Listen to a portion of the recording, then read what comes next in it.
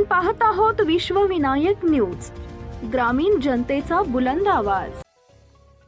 कांद्यानं रडवले तरी शेतकऱ्यांची उम्मीद कायम। धुळे तालुक्यात रब्बी कांदा लागवडीचा जिद्दीचा प्रवास। खरीप हंगामात कांद्यानं शेतकऱ्यांच्या डोळ्यात पाणी आणलं। 4 महिने रात्रंदिवस केलेल्या मेहनतीला बाजारात मोल मिळालं नाही। घाम, कष्ट आणि आशा यांची किंमत कवडी मोल ठरली।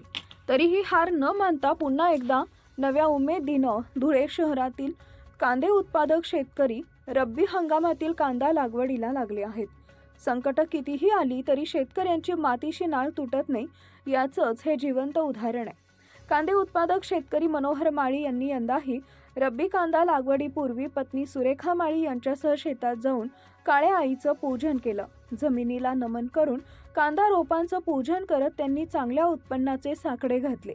त्या क्षणी शेतात उपस्थित असलेल्या मजुरांचेही डोळे पाणावले, कारण त्या पूजनात केवळ धार्मिक श्रद्धा नव्हती, तर जगण्याची तडफड, कुटुंबाच्या भवितव्याची चिंता आणि उद्याच्या आशेचा धागा गुंफलेला होता। अशाच ताज्या बातम्या पाहण्यासाठी विश्वविनायक न्यूजला लाईक करा, सबस्क्राईब करा आणि बेल आयकॉन प्रेस करा।